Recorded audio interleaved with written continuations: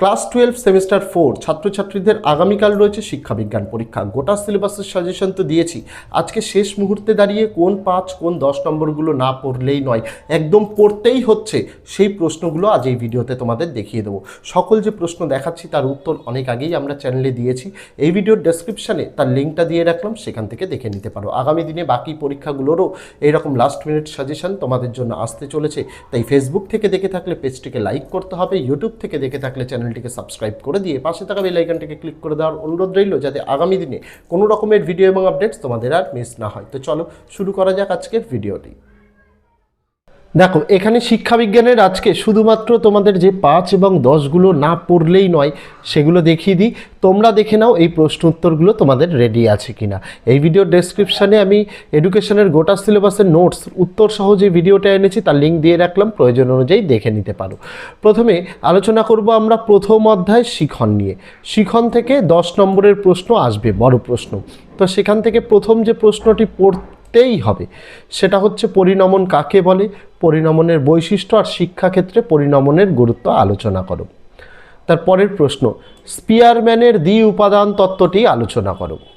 তার পরের প্রশ্ন প্রেষণা বলতে কি বোঝায়, সংক্ষেপে প্রেষণা চক্র বর্ণনা করো। বা প্রশ্ন এভাবেও দিতে পারে যার উত্তর 1, প্রেষণা কাকে বলে, প্রেষণা চক্র সম্পর্কে আলোচনা করো আর প্রেষণার শিক্ষাগত গুরুত্ব লেখো।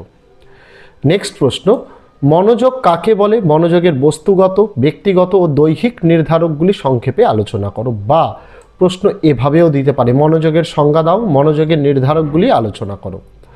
চলে যাব পরের প্রশ্ন থার্স্টনের দলগত উপাদান তত্ত্বটি আলোচনা করো আর শিক্ষাক্ষেত্রের গুরুত্ব লেখো। নেক্সট প্রশ্ন আগ্রহ বলতে কি বোঝো, শিক্ষাক্ষেত্রে আগ্রহের গুরুত্ব লেখো। চলে যাব তোমাদের দ্বিতীয় অধ্যায় শিখন কৌশল। এখান থেকেও 10 নম্বরের বড় প্রশ্ন আসে। তো প্রথম যে প্রশ্নটি সেটি হচ্ছে প্রাচীন অনুবর্তন কাকে বলে, শিক্ষাক্ষেত্রে প্রাচীন অনুবর্তনের গুরুত্ব লেখো।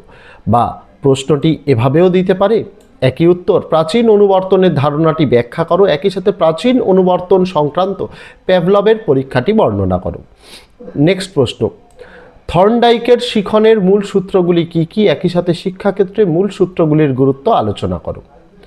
চলে যাব পরবর্তী প্রশ্নের দিকে অপারেন্ট বা সক্রিয় অনুবর্তন বলতে কি বোঝো, একই সাথে অপারেন্ট অনুবর্তনের বৈশিষ্ট্য ও শিক্ষাক্ষেত্রে সক্রিয় অনুবর্তনের গুরুত্ব লেখো। নেক্সট প্রশ্ন সক্রিয় বা অপারেন্ট অনুবর্তন কাকে বলে, সংক্ষেপে স্কিনার বক্সের পরীক্ষাটি বর্ণনা করো। চলে যাব তোমাদের তৃতীয় অধ্যায় বৃদ্ধি, সৃজনশীলতা, ব্যক্তিত্ব, এখান থেকে দিইনি। তোমরা চতুর্থ অধ্যায় যেটা মানসিক স্বাস্থ্য, সেখান থেকে যে 5 নম্বরের প্রশ্ন আসবে সেইটা দেখো। প্রথম প্রশ্ন WHO এর মতে স্বাস্থ্য কি, একই সাথে দৈনন্দিন জীবনে মানসিক স্বাস্থ্যের সুস্থতার সুরক্ষায় কি কি করণীয় হওয়া উচিত। নেক্সট প্রশ্ন উত্তম মানসিক স্বাস্থ্য গঠনে শিক্ষকের ভূমিকা লেখো। নেক্সট প্রশ্ন মানসিক স্বাস্থ্যজনিত সমস্যা চিহ্নিতকরণের উপায়গুলি কি কি। চলে যাব তোমাদের পঞ্চম অধ্যায় সুস্থতা। এখান থেকেও 5 নম্বরের প্রশ্ন আসে। কি প্রশ্ন করতে হবে, 2টি প্রশ্ন দিয়েছি। অপসঙ্গতি কি, একই সাথে অপসঙ্গতির কয়েকটি শর্ত লেখো। 2 নম্বরের প্রশ্ন দিয়েছি মননশীল ধ্যান কিভাবে মানসিক সুস্থতা বজায় রাখতে সাহায্য করে।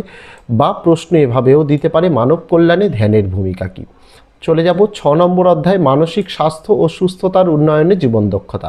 যে 5 নম্বরগুলো পড়তে হবে। প্রথম প্রশ্ন জীবন দক্ষতা বলতে কি বোঝো, ইহার প্রয়োজনীয়তা আলোচনা করো। নেক্সট প্রশ্ন বিশ্ব স্বাস্থ্য সংস্থা বা WHO কর্তৃক নির্ধারিত 10টি জীবন দক্ষতা সম্পর্কে লেখো। নেক্সট প্রশ্ন শ্রেণীকক্ষে জীবন দক্ষতা গড়ে তোলার জন্য ব্যবহৃত কয়েকটি কার্যাবলী লেখো। তারপরে সপ্তম অধ্যায় তোমাদের শিক্ষা প্রযুক্তিবিদ্যা। এখান থেকে 5 নম্বরের প্রশ্ন আসে। প্রথম শিক্ষা প্রযুক্তিবিদ্যার সুবিধাগুলি আলোচনা করো। নেক্সট শিক্ষা প্রযুক্তিবিদ্যার উদ্দেশ্যগুলি লেখো। নেক্সট শিক্ষা প্রযুক্তিবিদ্যার পরিধি আলোচনা করো। নেক্সট শিক্ষা প্রযুক্তিবিদ্যার তাৎপর্য উল্লেখ করো। চলে যাব অষ্টম অধ্যায় শিক্ষা প্রযুক্তিবিদ্যার উপাদানে। প্রথম প্রশ্ন হার্ডওয়্যার প্রযুক্তি বলতে কি বোঝো, এর বৈশিষ্ট্যগুলি লেখো। নেক্সট সফটওয়্যার বলতে কি বোঝো, এর বৈশিষ্ট্যগুলি লেখো। নেক্সট ভাষা পরীক্ষাগার কি, এর উদ্দেশ্যগুলি লেখো। চলে যাব তোমাদের নবম অধ্যায় তথ্য যোগাযোগ প্রযুক্তিবিদ্যায়। এখান থেকে 2টি 5 দিয়েছি। প্রথম প্রশ্ন তথ্য ও যোগাযোগ প্রযুক্তি বলতে কি বোঝো? একই সাথে শিক্ষায় তথ্য ও যোগাযোগ প্রযুক্তির বৈশিষ্ট্যগুলি লেখো। নেক্সট প্রশ্ন, শিক্ষাক্ষেত্রে আইসিটি এর ভূমিকা লেখো। চলে যাব শেষ অধ্যায়, শিক্ষায় রাশিবিজ্ঞান। এখান থেকে অঙ্ক আসে। তো একটা অঙ্ক তোমাদের দিয়েছি, যে অঙ্কের তোমাদের গড়, মধ্যমমান, ভূইষ্ঠক বা মিন, মিডিয়ান, মোড নির্ণয় করতে দেবে। এই রকম ধরনের অঙ্ক তোমাদের একটা কিন্তু আসবে, ভালোভাবে প্র্যাকটিস করতে হবে। অঙ্ক এরকমও দেয়, পরিসংখ্যা বহুভুজ কাকে বলে, সেখান থেকে একটা পরিসংখ্যা বহুভুজ অঙ্কন। দেখো এখানে আমি প্যাটার্নটা দিয়েছি, এই রকম প্যাটার্নের অঙ্ক তোমাদের করে যেতেই হবে। আর আরও একটা অঙ্ক আসে গ্রাফ, হিস্টোগ্রাম বা আয়তলেখ কাকে বলে, আর নিম্নলিখিত বন্টন থেকে হিস্টোগ্রাম বা আয়তলেখ অঙ্কন করো, এই রকম। তো এইগুলি যদি করো, শিক্ষাবিজ্ঞানে যে 5 আর 10 নম্বরগুলো আছে, নিশ্চিন্ত থাকতে পারো 100%ই কমন পাবে, এর বাইরে কিচ্ছু করার প্রয়োজন নেই। যদি উত্তরগুলো বা অঙ্কগুলো কীরকম করতে হবে যদি না বুঝে থাকো, এই ভিডিওর ডেসক্রিপশানে আমি একটি ভিডিওর প্লেলিস্টের লিঙ্ক দিলাম, সেখানে তুমি ভিডিওটি দেখে তুমি কিন্তু এইগুলো করে নিতে পারো। তো আজকে ভিডিওতে এটুকুই ছিল ছাত্রছাত্রীরা, দেখা হচ্ছে তোমাদের সঙ্গে আগামী দিন অন্য কোনো বিষয়, অন্য কোনো ভিডিও নিয়ে। ততদিন সকলে ভালো থেকো, সুস্থ থেকো।